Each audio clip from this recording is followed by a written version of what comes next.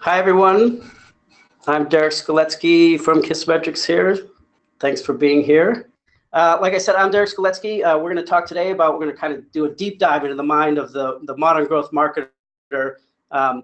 We have Guillaume Cabane with us here today, and he is, for my money, probably maybe even the best growth marketer in the business right now. So it's really an honor to have him. Again, I'm Derek Skoletsky. I run product and customer success teams here at Kissmetrics. I am relatively new at Kissmetrics. I came here via an acquisition of my startup called Notify last year, later in 2016. We'll dig into that a little bit in a minute. But our main attraction here is Guillaume, who is now the VP of Growth at Segment. Like I said, one of the most experienced and for my money, one of the best growth marketers out there. I tend to consider myself relatively smart, but whenever I see Guillaume and spend more than 5 minutes with him, I always have to kind of recalibrate my self-assessment. He's definitely one of the smartest marketers out there. So we're going to see him dive deep into some of the stuff that he's got, some of the great initiatives he's working on at Segment now. So today, I'm going to take, at the beginning here, I'm going to take a little bit of time just to walk you through some of the latest news and updates for Kissmetrics. We are doing a lot of, somewhat dramatic shifts of our product and business. So I want to give you guys updates on that. And then I'm going to kick it to Guillaume, and he's going to show you what he calls personalization for the 95%, which is really a deep dive into some of the stuff that he's doing at Segment now, which I think you're really going to enjoy. And then we'll do a Q&A at the end. So if you do have questions, you can pop them in that question box for the GoToWebinar, and we will select some at the end of the presentation and go through that. Great. So talking about the new Kissmetrics. So like I said, we've been doing a lot of work over the past several months, or many months, to kind of shift the direction for Kissmetrics a little bit. In case you aren't totally familiar with Kissmetrics, Kissmetrics started around 2008, and that time was early days for web analytics. And the real insight that the founders had back then was a lot of the analytics platforms were really what they called session-based or pretty high level around web analytics. And what they realized is they really wanted to reshift the focus of those analytics around people. So it was really what they consider a people-based marketing analytics platform that they launched very early, and they were very successful early on with that perspective. Several years later, like a bunch of years later, Notify, which was my startup, started. We came out of Techstars in early 2015. We were really focused on building what we call a customer engagement platform to really help the modern marketer with customer engagement. We built actually several products, 3 different products during that time. The main product was our Notify product. It was a engagement messaging app. It was an engagement email and in-app messaging app. But we also had a Slack app we called Relay, and we had a little engagement analytics tool we called Sherlock. So that was kind of the Notify package. And it wasn't long after that when I met the CEO here of Kissmetrics, Brian, and we started to talk about the direction they were going, the direction we were going, and we ended up coming to terms on a deal so that Kissmetrics would acquire Notify not that long after we launched. And so we did that last year in 2016. And since then, we've been working really hard to integrate that technology into the Kissmetrics platform. And that's the stuff we've been rolling out and the stuff we're rolling out over the next few weeks to really move Kissmetrics in a direction which we are now referring to as customer engagement automation. So the platform that Kissmetrics has and is continuing to build now, integrating the technology we had at Notify, is what we call customer engagement automation. And the real goal, the job to be done, if you will, of that platform is to give modern marketers the best shot possible at increasing their engaged customer base. Part of that, the whole kind of shift in marketing that we've noticed certainly since Kissmetrics started in 2008, but really over the last 2-3 years, it's been pretty dramatic. This emergence of the growth hacker into the growth marketer has kind of taken over the marketing game for software, for the software business. And the big kind of shifts that we see are the growth marketers now responsible for way more than just traditionally what marketers have been responsible for, which is demand gen or lead gen at the very top of the funnel. No longer can a marketer be successful in their job just driving people to a website and getting them to click a single button. the growth marketer has to keep an entire funnel in focus all the way down through acquisition, activation of users, longer term engagement and retention, and then even advocacy. So this whole funnel is a real shift and responsibility for the modern marketer. So that was one of the big shifts that we've seen. The next big shift is the need for the modern marketer to really understand user behavior, customer engagement, and use that to truly understand what customers want and are doing, and more importantly, to put that together and be able to take action on that. And then not only that, but be able to easily loop that back and understand how the actions that they're taking are actually driving better engagement for their product or marketing assets. And not only that, but this has to happen super fast. I mean, this whole process of being able to kind of identify an opportunity to drive engagement, understand it, and put out and take action on that, and then assess whether or not that action worked. I mean, there are times where that used to take months to get that all together through the data processing and the multiple tools, et cetera. But the game has shifted. This can't take months anymore. This can't take weeks. You have to be able to do this entire process and execute on it in literally hours. So that's a real shift for the modern marketer. And so that's kind of the platform we're building. And these are the core tenets for what we're trying to build here at Kissmetrics. The Kissmetrics platform, the customer engagement automation platform, there are three main elements to it. First, we have what we call populations. Populations is really about, we believe that any software business is driven and defined by important groups of people as defined by their behavior in their engagement with either your marketing assets or your product. So populations groups like hot prospects, new signups that have been activated in the last 30 days, highly engaged people, churn threats, at-risk users, advocates. These groups of people are really what define your business now. So populations is a big feature in Kissmetrics now, which allows you to create those populations and track them over time and see how they're growing or not, which gives you the ability to really try to focus your energy on where you need to spend time to grow the right populations. Populations then serve as kind of the basis for how you use the Kissmetrics tool going forward, and it rolls right into our analytics platform. So the analytics platform allows you to dig deeper into any kind of user or prospect behavior with your marketing assets or your product. So this allows you to determine whether or not what you're working on is actually working. But more importantly, for me, it allows you to really dig in and look for more opportunities to drive better engagement. And so that leads us right into the third big piece. Which is what we call campaigns. We are launching campaigns to the world next week. So this is the last piece to the customer engagement platform. And this allows you to take those insights that you're getting from analyzing populations and driving actual action off that. So right now, campaigns is starting as an engagement email platform that allows you to build automated behavioral-based emails. So this is taking any action, define a really robust rule set, and set up programs to drive emails that engage those users. In the future, we'll be expanding to other messaging channels, but campaigns when we launch next week will be solely an email platform. So all these three pieces together, this is really the basis of what we call a customer engagement platform. We think it is absolutely essential piece of technology for any modern growth marketer to have in their stack. And we're really super excited to launch that. We're actually, we've been in beta for a lot of this stuff with a bunch of users.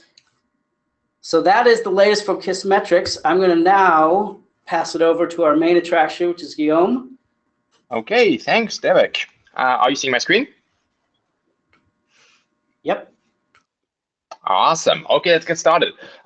So that's an awesome recap of what you guys have been working on, and I'm super glad to take the lead from now here to explain some use cases of how a marketers or growth team can use those kind of products in their day-to-day lives to impact revenue and their business. So the start here is personalization for the 95%, but honestly, I just prefer to call it more money, because that's what we're supposed to do as a growth team or as a marketer in a growing company.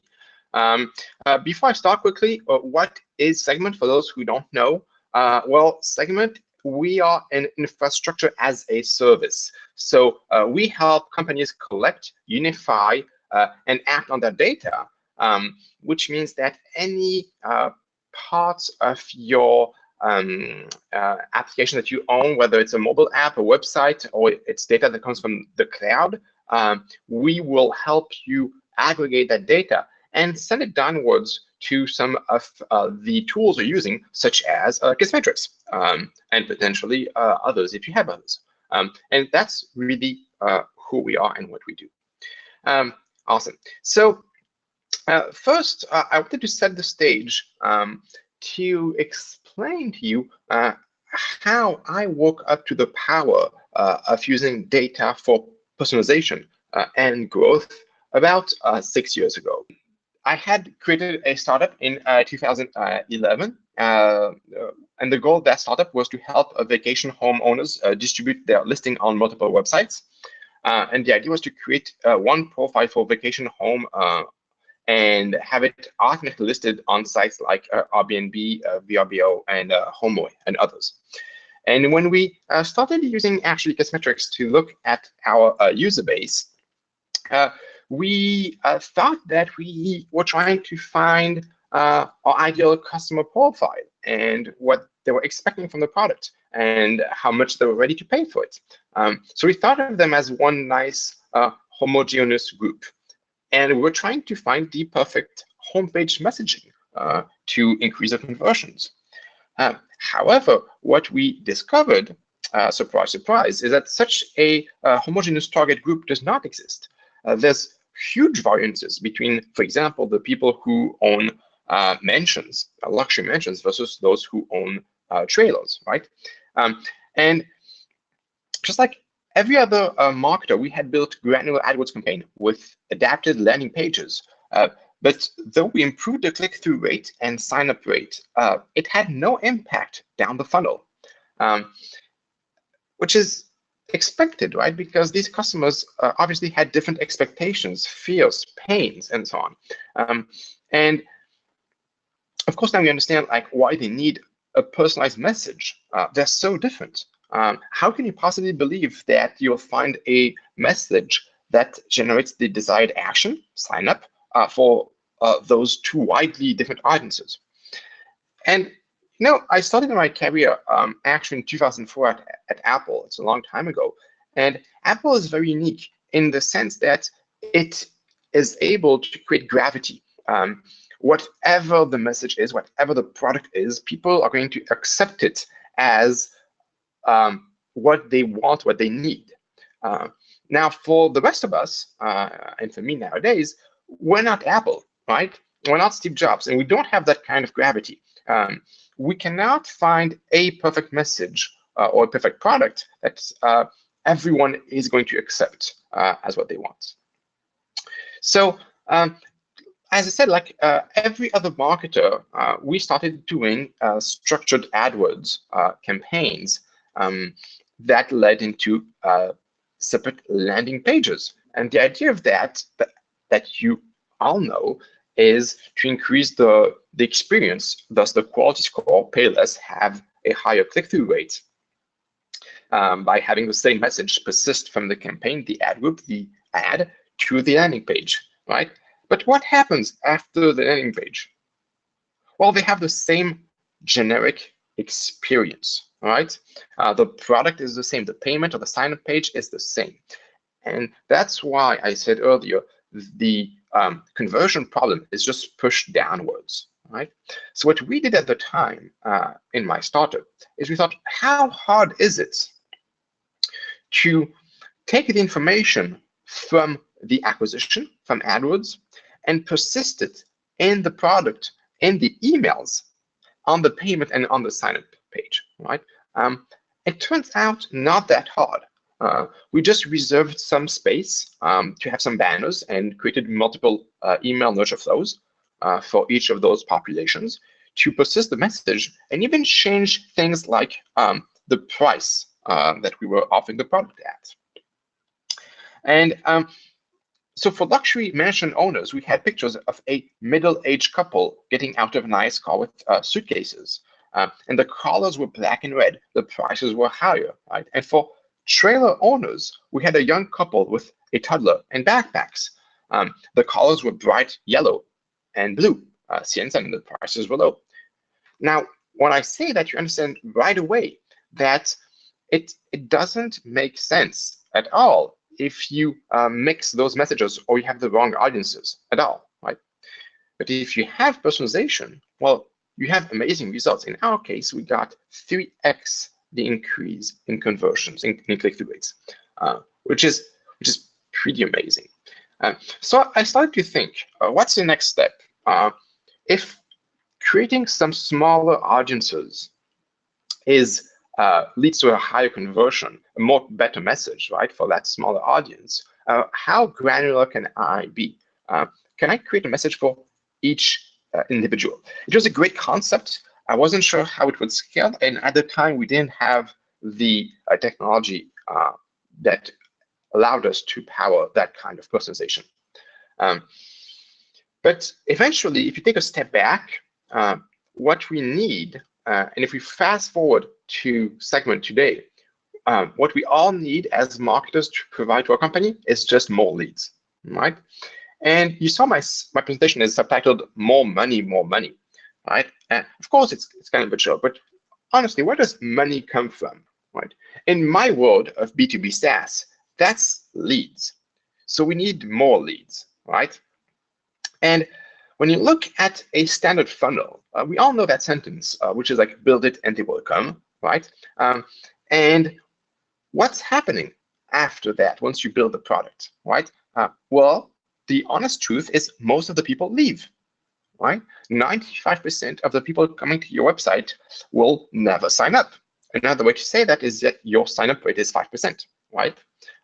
So huge frustration, lots of money spent in vain, right? Does that seem usual? Sure. We all have about like 5% conversion rates or sign-up rates on our public or marketing sites. Is that normal? Of course not. We should not accept that as a standard. So welcome to my mind. It's a bit messy, but follow me here. Let's start with the problem. The problem, now you've understood it, is it's funny. It's that your audience does not understand you, right? They don't. That's why they leave. Why do they not understand you? Because there's a cognitive load limit. And without understanding the message, right, they will not convert. There's a direct relationship between the conversion at every stage of the funnel and the user experience. The better the experience is, the higher the conversion. So to lower the cognitive load, you need to adapt the content for each individual, make it easier to process, make it more relevant, right? So why should we not use the best generic message? Well, we saw that with the Hallmark story, right? But even nowadays at Segment, and it's true for most startups that I advise, we all try to find the best message through A/B testing. In our case at Segment, it's stream data to every product integration your team needs. And that's great if your audience is 100% product people, right? But it's not. Our audience is also marketing people. And so we need it to be stream data to every marketing integration your team needs, right? And you're left with the choice of either settling for an average generic message that speaks to everyone, but entices no one, or a message that does interest your biggest population group, but ignores all the others, right? So what we need to do is we need to lower the cognitive load, have a more relevant message, and to do that, we need to know more about our users. We need more data, right? So it's a simple equation. More data equals more leads equals more money. And remember, we want more money, right? So let's start with something simple that we did about 1 year ago at Segment, which is using real-time enrichment to impact the user experience. But why do I say real-time? Well, because you could be doing an enrichment offline and like download your CSV list and re-upload it once it's enriched through a vendor. But that would not impact the user experience, right? The users are long gone if you take like 3, 4, 5, or like 2 weeks, right? So you really need to have that enrichment happen in a few minutes or even less if you want to impact the user experience and make it better, right? So yes, you should be using an API. In our case here, we're using Clearbit. And let's see how it works in our sign-up process. We call it the frictionless sign-up. So this is our sign-up process. And you can see here, I'm signing up with a former email account from a smaller company. And there you go. It's pre-filling the fields. I don't know if you got that, but like my first name, last name, and here my company name, company size, and role are pre-filled, right? Which reduces the friction, right? Which is pretty awesome. And the second thing that's happening, you can see at the bottom below the create your account button, there's a social proof. That social proof happens to be dynamic. It's powered dynamically based on the role. In my case, I'm a marketer, so we're showing Farid, who was actually the senior growth PM at Instacart, someone I can relate to, so it's more relevant, right?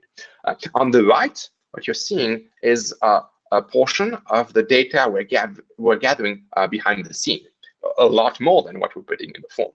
To give you an idea, the reduction in friction and the social proof actually gives us plus 30% sign-up rate, right? Plus 30%, which is pretty amazing. So how do we use that data now that we have not only like those fields, but all the others provided by the enrichment partner? Well, we can build some extremely targeted nurturing emails. Here's a flowchart that we have at Segment for our email flow. And we're going to focus on the top here, just on the sign-up. But as you can see, there's actually about, let's say, 80 to 70, if you go down, emails based on the user behavior or the user demographics. So again, let's look at the sign-up. In our case here, we don't just inject the raw data, right? It's not just merge tags. I really don't think merge tags add a lot of value, right? If you're just like printing the person's name or role, you're just spitting out back the information that he or she already knows. What I'm doing here is I'm using the role and other data points to have completely different messages. Here we have a message for Diana, who happens to be a marketer. So what happens for the person who's a marketer? Well, the email is sent by me because I'm a marketer, right? And so she can relate. And I speak about how marketers should be using segments. And I'm giving her advice that's specific to someone in a marketing role, right? And so you might ask, well, that's good. Let's look at another one. Let's look at engineers. Of course, and here's the email we sent to engineers. As you can see here, it's sent from a different person, Jake, who was the head of customer success. It could be from an engineer, right? But and we have all the documentation, the technical documentation, and how engineers should start implementing segments. And again, if you sent the marketer email to engineers or the engineering email to marketers, well, the performance would drop significantly, right? So better experience means a way better activation in our case. So that's great, but there's more than just using the data like we did here. You can also score the data. You can score you can use all of those traits to create a lead scoring model, right? And that's what we've done by sending the full Clearbit payload, all of the traits, to MadKudu. And they return a score in about 200 milliseconds. How does this lead scoring model works?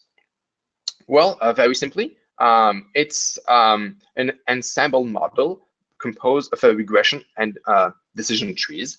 Here's one of the regression trees. It starts at the employee count, then splits, considers the market cap, how much they raise, their Google rank, their technologies, right? And in return, we know if the user is a good fit or not for segments. How good is this model? You want to know? Well, it's amazingly good. We are able to predict more than 80% of our revenue within 16% of our leads. It's extremely impressive.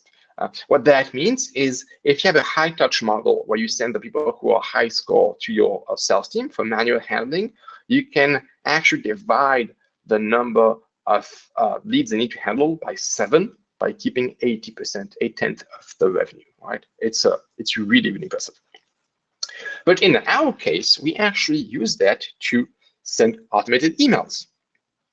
And now the flow is almost the same. It's just that we pull data, we push and pull data from MadKudu into MadKudu, and also from Salesforce to know who the lead was attributed to which salesperson. And look at what we're doing here. We're sending a welcome email from one of our co-founders, because it's an important lead, remember. We inject the role, and we introduce the salesperson who will be in charge of that account, payman in that case. And then we give a few advice on how to start using the product. Now, what happens in your company if one of your co-founders introduces to a very important company you as the salesperson? Well, you're going to answer as fast as possible, right? Now, should that answer be manual? I don't see any reason why. So we made it completely automated. And here's the automated response. And as you can see, it's what we call a fake response because the email from payment is automated, but it embeds the original email from the co-founder, which is also regenerated here. So it looks like a reply.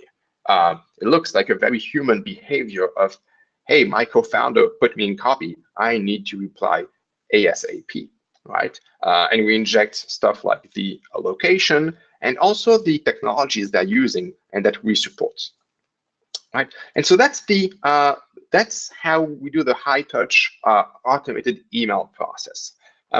There's also something else we can do. The goal of this email here is to get the leads to respond and to say, yes, I'm interested, let's talk, right? That's always the goal of your salespeople for highly valued leads.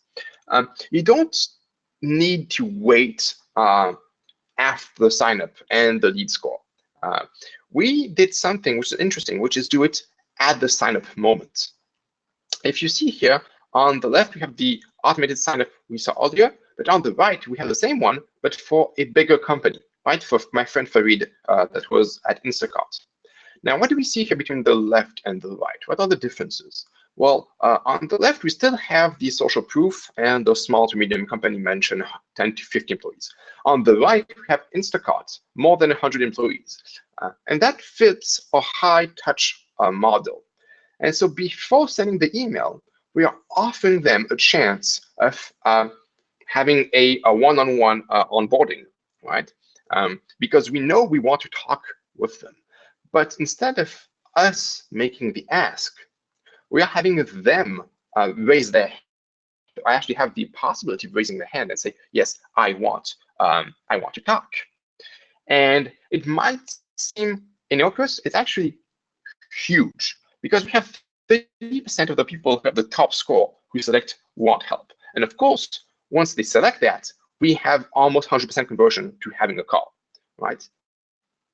And I mean, that impacts us a lot, though it does require doing the scoring pretty fast in a few hundred milliseconds so that we can change the sign-up form's behavior. We use the email in all of those examples as the key to enriching, the key to getting the data, and then using that data to score and change the user experience. It's easy, I'd say, to be honest, easy-ish, but it's pretty commonplace. There's a lot of providers. The use cases are not too time sensitive, and you can build some pretty good lead scoring models on top of that. The problem with the email is that it sits at the middle of the funnel, right? It's limited to post-engagement stages. You basically need to have the email address, and though the impact is significant, it's limited to 5% of the users who give you that key to that data, right? So that's the thing. to tap into the vault of data, we need a key to find the right information. And the email is one. But how can we go beyond that and apply the same logic to 20 times more users, to 100% of the people? Well, we need to go up funnel, right? So that's the question. What if we could do the same thing top of funnel that we have successfully done mid funnel? What if we could think of our homepage like an email and make it as personalized? To do that, we need a new key. We need a key that covers more users, a key that gets us a lot of data, and that enables us to use our lead scoring model, a key that's blazing fast. Let me guide you through our journey as we did exactly that. And this is the journey of how we went up funnel. So how have we solved the problem? We used an IP to domain API, Clearbit Reveal, to discover which companies are not converting. We applied our lead scoring model, MadKudu, to those anonymous visitors to score those and see if we're losing critical leads, which we were. And we did something with that information. Let's start with the first thing. Okay, so we have no data, we have no email. Well, when someone hits our website, Clearbit's API returns to us the company name, not the personal details, but the company details, right? And that's fine because we're a B2B company. We sell to businesses. So that's exactly the information we want. In this case here, I'm showing you an example of a bit of the data we would get when someone from Salesforce joins, visits our website. And the first thing that happens is we learn things, right? We start learning which companies are coming to your site, and you start analyzing the data. In this case here, I'm showing you which industries, right? And that's information you did not have before. We did not know the industries of the people coming to your website. And the next question is, well, how do they convert? And what's the difference in conversion? Well, in this case here, you see that before you just knew which industries were converting. We did not know which ones were not, right? You couldn't build a funnel. Here we can see that we have a 5% conversion rate for advertising. So for the people that come from an advertising industry, but only 2.5 for education, right? Which is very insightful and it makes a lot of sense for us segments. Of course, you can also apply the lead scoring model we built previously because it's based on firmographic data, right? Firmographic means company data. So the same data points that we used to build the model can be used here on anonymous users.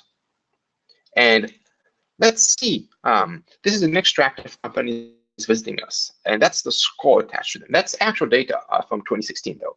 You can see we got traffic from Tubular Labs, from Tenergy, or from Flashstock, and with at the right their fit score, the score returned by MadKudu, right?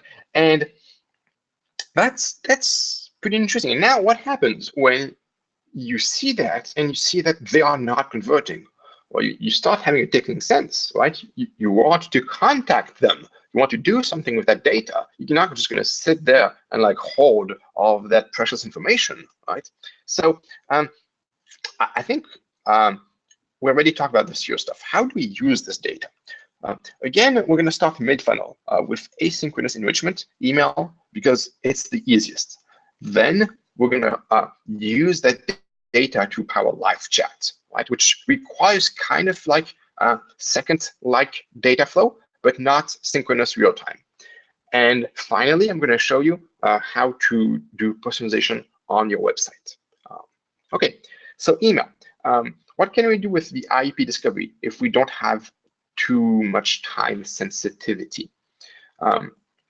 In our case, we decide to join the IP detection and company scoring, then go back to our data provider, Clearbit, and hit them with another API call and to another API endpoint, which gives us contacts.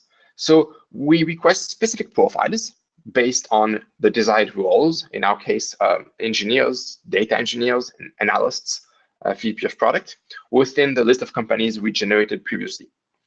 And aren't we lucky, right? We have such a list of the companies. So you just send, you want to say, hey, within Tenergy, I want 6 product people, and you get them, right? So in our case, we went for like 4 people, and the volume we get is huge, right? As of today, we discover 1,500 new companies per week, of which 300 match our top score. And we find 5,000 new contacts per week. Let's prove it here. You can see that you have the emails, the company, the name of the person, the title, and the role. It's perfect. Now we're ready to send an email, right? This is an example of how the email looks and the performance that we extracted from one single day. You can see we're achieving over 60% open rate on outbound emails. It's crazy, 60%. It's actually here 65% on outbound emails, on cold emails, right? They're not completely cold because someone from the company came to our website, but we don't know if it's that person, right? And as you can see, we're still doing some pretty awesome personalization because we are injecting the company name, the technology they're using, but we're also matching their industry with the customers we have in their industry so that we can name them and make the email more relevant. So how does that perform after the open rate? Well, let's look at an answer from someone. And here you can notice how in this case, the person who we emailed at the bottom, Henry, the director of product management, transferred our email to 2 other people, Patrick and Joey, who in turn transferred it to Andrew, who then replied to us, which is not bad for a cold email. It speaks towards how far our emails go within an organization, and it speaks also to how good they are. So email is good, but it's a huge friction compared to engaging people directly on the website, right? And we're too far down the funnel. So let's apply that to more people. Let's go up funnel. Let's go a bit faster data-wise. We need to go to a few seconds to power live chat. Very much the same structure process as before, but instead, after we get the score, instead of sending that to the email tool, we send it to Drift or live chat tool, right? And because chat personalization for anonymous users is not yet a thing, people are not used to it, injecting custom data, personal data in a chat in an anonymous window, we worked to do that to increase conversion rate to surprise people. I think something's important here, which is why don't we just power live chat for everyone, which we could, right? And which most companies do. Well, because in our case, 80% of our customers have little to no value, right? And I tried live chat for the past 5 years, and I failed for 4 years because my salespeople were coming back and saying, Guillaume, I can't handle it. There's just like too many random conversations. It's not worth my time. So powering live chat just for the people who you know have a high value makes this a super relevant and valuable channel. So here's the chat on our website. It's at the bottom right. And as you can see, we dynamically inject the company name in the chat box for these anonymous users. In this case, I made a demo of Drift. And okay, it might seem simple. Let's look at a few conversations of people who are exposed to that message. And you can see here we have some awesome conversations. Either people who just say, hey, I'm interested or definitely interested in a demo, or people who say, hey, just curious, how do you know I'm from RoboRace, right? Or people who are just giving their emails, right? It's a conversation opener. They're not used to it. It works really well. So how well does it work? Well, in our case, the impact is 5x, right? When we inject the company name in the chat versus not doing it, we have 5 times the chat engagement. Right? In 1 month, in the past 1 month, a targeted chat has become the number 4 source of business opportunities for Segment. So as I said, chat is good. It's awesome, but just like email, it's still a huge friction compared to having the right content, right? We're still exposing a pretty lame, standard, let's say average content on our website. So yes, personalizing our homepage, like an email or live chat, is crazy. And so the question is like, why would we want to do that? Basically, because the website is the top of the funnel. It welcomes 100% of the audience. It's also the mother of all cognitive loads. A better generic messaging would only improve things marginally, as there is a wide distribution in visitor profiles. Remember? So most visitors view only one page. Optimizing for the second page nullifies the goals completely. And they don't scroll down either. So don't try to like hide that below the fold, because it's easier, technically speaking. So why do I speak about technically? Well, because there's no time between the data collection, the processing, and the need for that data to generate the page.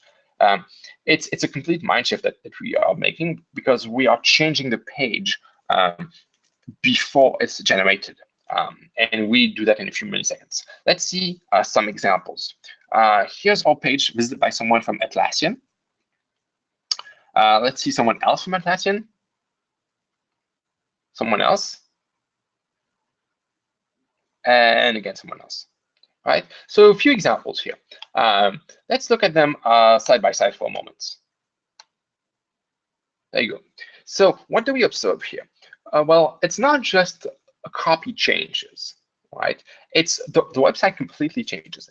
To be a bit more precise, the elements all exist on the page, but we shift them up and down, and we change the content of each block, right? So what's the scope of the change? A lot of things here. It's just like, where's Waldo? So we changed the hero message and sometimes injected the company name in the hero message. We changed the call to action.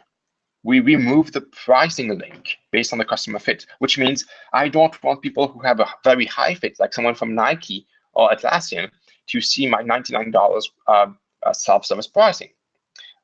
We displayed the supported technologies in the listing of applications, just like we did in email, but here we display the logos, right? And we inject the customer logos based on the visitor industry, again, just like we did in the email, right? But here we inject the logos of relevant customers. Let's look at it again.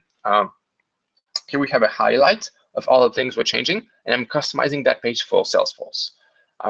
So from the pricing link at the top, let's scroll down, the hero message, the headline, the CTA, we reorder the section, we inject the technologies, move that section around, inject the dynamic customer logos, the relevant logos, and even change the success story to make it from someone in the right industry. Right. It's been a few weeks. We are running 4.5 billion combinations total, but more than that, we've changed the mindset of our designers and marketing team. They no longer need to find the winning variation. There are multiple winning variations.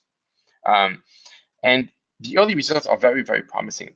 More than that, this is after years of testing comparison days, years of learning which audience reacts best to what combination of messages. So that's how we do dynamic web personalization. Just before I give it back, I have a few closing thoughts. I say the underlying things is, I don't know, you don't know your customer. And I think that's okay. And I think eventually an AI will handle it from here on, or at least in the next few years. The question I want to ask is, what will happen when you can no longer tell if a message is crafted by a human or an AI, right? Whether it's an email, a chat, or a web page.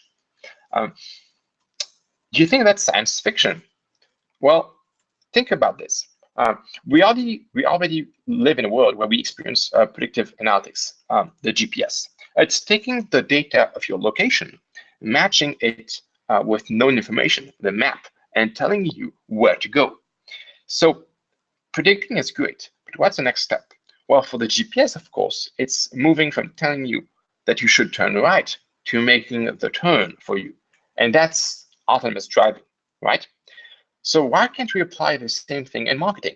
Instead of telling you that there is a winning variation, it should make the right course of action for that to happen. It should automatically create variations and correct your message to match the highest probability factor.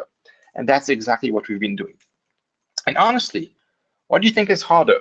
Is it to handle a car on the freeway at 60 miles an hour, or is it to create a marketing blog? So I'll leave you with that. If you sign up for Segment and you input G-Kissmetrics as it's displayed on the screen, I'll personally give you 50% off for the next few months. Thank you very much. If you're like me, your mind is kind of blown. I feel mentally exhausted after just even considering doing some of that stuff, Guillaume. Pretty amazing stuff. I would just encourage everybody. Guillaume is at the absolutely the highest level. Some of this stuff can be done. Just find a starting point for yourself and start implementing some of this stuff. It can be done. So now I'm going to move into Q&A. See if there are any questions that were asked here. There was actually one question. Sorry, I just picked up. Someone just asked, Guillaume, you talked a lot about implementing this for a B2B SaaS opportunity. What about for e-commerce? Yeah, I actually have something for e-commerce. Let me just give me 1 second. I'm going to find it for you. You'll see. It's a little secret. Let me share that. It's something I did for an e-commerce retail company, and the idea was. I don't know if I have it here. Let me see. Okay, I can just walk you through it. The idea is you need another key, right? Because in B2C, you do not have an email that you can derive all of the firmographics from. And so I was working with a company that sells furniture. And I told them, well, maybe the delivery address is something that's more valuable, right? And so what we did is actually use the address, pipe the address in Mechanical Turk, and have a Mechanical Turk, which is a platform for freelancers, and ask the Turker, the freelancer, to describe by looking at the Google satellite image if there is a pool on the image or no pool. And then use that to enrich their database and send emails for people who wanted or who could have the need for pool furniture versus those who did not have a pool and sell indoor furniture. And that drove their conversion rates up a lot. Yeah.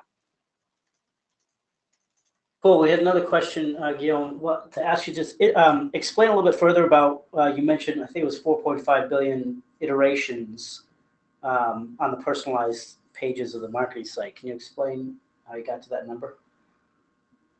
Sure, of course. So basically what's happening is that we are changing about 80 different elements on the page. And if you look at it, each element has many different combinations, right? So for example, there's different call to actions. There's different possibilities of having customer logos. So if you multiply that and you look at all the possible variations, if you put all of the variations and all of the sub variations, so the call to action is one block we change. Within that block, we have 4 or 5 different call to actions, right? So if you combine everything, we get to 4.5 billion.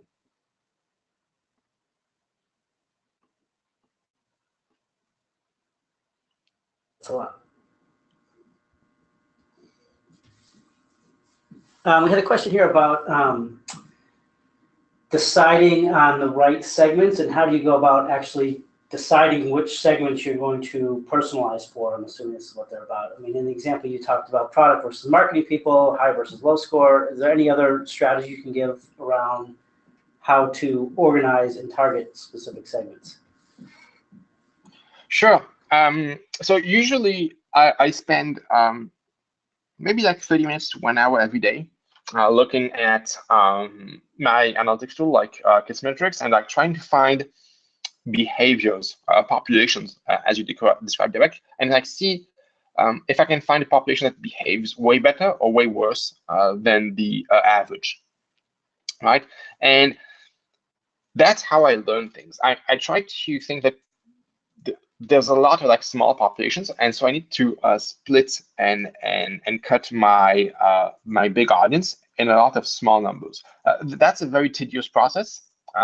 They are I'd say some ways now to do it automatically, but they're not great yet. So to be honest, I've been working for 15 years in B2B marketing. So I know what to start with. Roles is one of them. Company size, industry, locations are like pretty standard. I do have a vendor that provides me with some automatic cutting. So like they put all the data into their algorithm, and they give back to me the different subpopulations that are meaningful and that behave differently. The idea is that if they behave differently and have close demographics, then it probably means that I should change my method to target them better. So just to elaborate that, Guillaume, so when you say which perform better, so are you looking at a specific action like sign up or complete a sign up flow, and then breaking that down into subcategories? Yeah, exactly. The idea is the expected behavior, the behavior we desire, which could be signing up, or which could be activating, or which could be paying. There's going to be, just like in my home lock example, I'm trying to find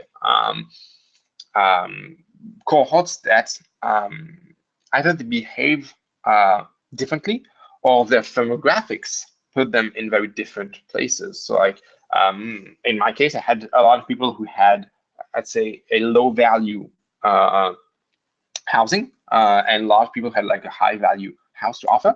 And those were like, they had different demographics. And though the behavior was similar, because they both had a sign-up rate which was low, right? So it's either one or the other. It could be both, but usually it's either one or the other. All right, cool. We have time for a couple more. Someone asked you to elaborate a little bit on the converting the IP address to firmographics.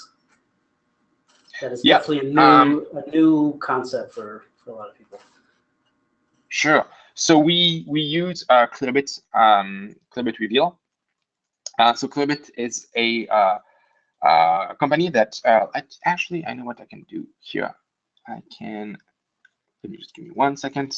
You want to share your screen? Yeah, I'm going to share my screen. Don't worry, I'll have it. I'm just going to unhide one slide, which was not necessary, but can be interesting. Show my screen. And I'm going to power it in a few seconds.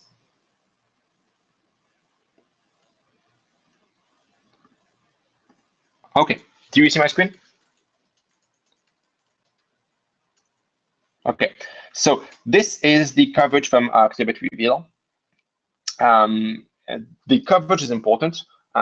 It means how often do we get data on an anonymous visitor based on their IP address. In our case, we find data in about 26% of the cases, but it's actually a distribution. 36% of the visitors who end up signing up, we know about, and up to 50% who end up paying. Why is that? Mostly because Clearbit's coverage is progressive, and it's progressive curve that's linked to the company size. The bigger the company, the easier it is for them to know the IP addresses and know that with confidence. It's okay because our product as Segment is also more valuable for larger companies. So in other words, we discover better our real audience. So yeah. Yeah, I mean, warning for anyone who's on who does tend to sell to smaller companies, getting data on small companies is still a very hard thing to do. Yeah, it depends how small. If you sell to like less than 10, it's very hard because like usually the IP address is not known. Though I mean, they're getting better. For example, my home IP address is known by Clearbit as being one of Segment's IP addresses. So, and I don't have that many people working from my home. So, you know. It just says that you're working too many hours at home. Yeah, I think that's the case. But so they are getting better at that. It's pretty impressive. I would also say, I would warn that there are some errors. There's an error rate, a false positive match that is higher than with other enrichment keys. So for example, in the case of email, you get a match with a business email like over 90% of the time, with a false positive like below 3% of the time. In the case of IP addresses, as you can see, the average is 26% for the coverage, but the false positive is more like in the 10%. So you got to be cautious of how you use that data. Okay, cool. Before we leave, I have one question from me, which is, where do you go from here? My God. I'm actually going up funnel. I'm continuing going up funnel because the idea is, if you saw this chart here, well, the next question is like, why do I stop at the website? And what's above the website? Above the website is people before they know about me, before they experience my brand.